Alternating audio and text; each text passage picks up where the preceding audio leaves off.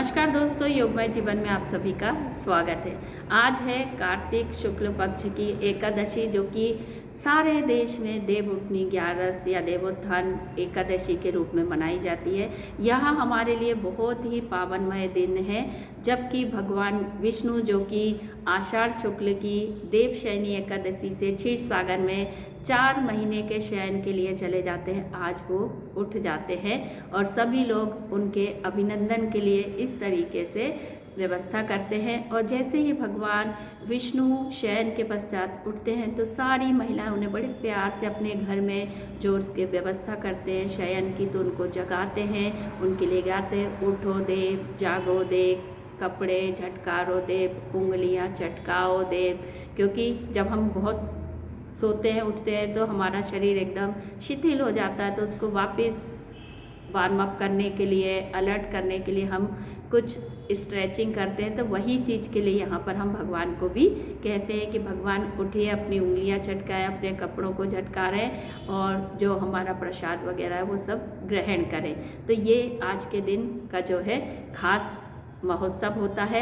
इसी के साथ आज के दिन तुलसी जी का विवाह भी किया जाता है। हम सब जानते हैं तुलसी जी हमारे घरों में हम लगाते हैं, आंगन में रखते हैं। तुलसी के पौधे की विशेषताएं भी हम सब जानते हैं कि स्वास्थ्य के लिए हमारे कितना ज़्यादा उपयोगी पौधा है। और आज यही तुलसी जी का विवाह शालिग्राम से किया जाता है। तुलसी बनने की कथा भी जो आती है, बहुत ही जो है हम सबको जानना चाहिए, रोचक कथा है कि तुलसी अपने पिछले जन्म में जो है वृंदा थी और इनके पति जो है एक राक्षस थे, जालंधर। लेकिन वृंदा जो थी बहुत ही पतिव्रता और सतीत्व वाली थी, जो अपने एकनिष्ठता के कारण अपने पति के लिए भी एक जो है सुरक्षा कवच की तरह थी।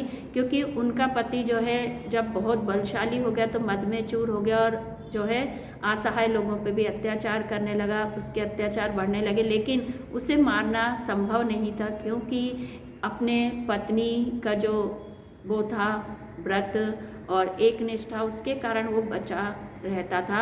उनका सतीत्व का, पतिव्रता का ऐसा तेज था कि वह उसके चारों तरफ एक ढाल की तरह कार्य करता था। आज के लोग जो पत्नीव्रता होने का, सतीत्व का मजाक बनाते, उन्हें नहीं पता कि इसमें क्या तेज होता है, क्या बल होता है, क्या दृढ़ता होती है, कि इसके बल पर सावित्री भी अपने पति को लेके आ गई थी मृत्यु के मुंह से।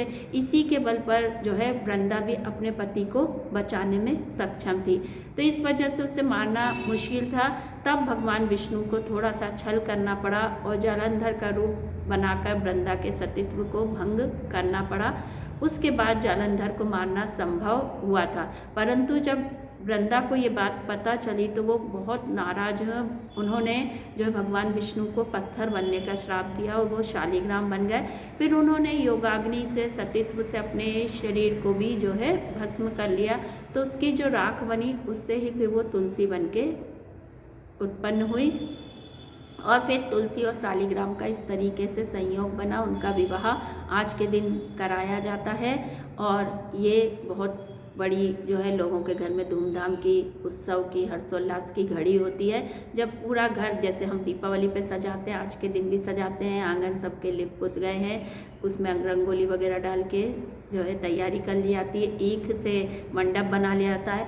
और इस त्यौहार में आप देखेंगे कि सारी ऋतु संबंधित जो है भोग सामग्रियाँ भगवान को अर्पित की जाती हैं। जैसे कि अभी आप देख रहे हैं आते हैं सिंघाड़े, आते हैं पेठा, या जो अपना कद्दू है वो आता है, सूरन आता है ना, जिमीकंद आते हैं और आंवला आता है।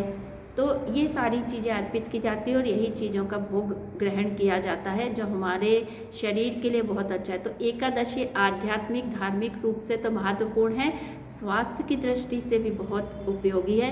तो इसके महत्व को समझे कि शिशिर ऋतु का आगमन हो गया है और अब सारी चीज़ें जो आ रही हैं, ऋतु फल, अमरूद है, खजूर है, ये सब हमारे स्वास्थ्य के लिए बहुत अच्छे हैं। तो हम इन सब का सेवन करें, अपने शरीर को स्वस्थ बनाएं, मजबूत बनाएं, अपनी इम्यूनिटी को बढ़ाएं, जिससे कि हमें कोई भी रोग ना सता पाए। तो सभी को देवउठनी एकादशी की बहुत बहुत शुभकामनाएं। सभी स्वस्थ रहें, मस्त रहें।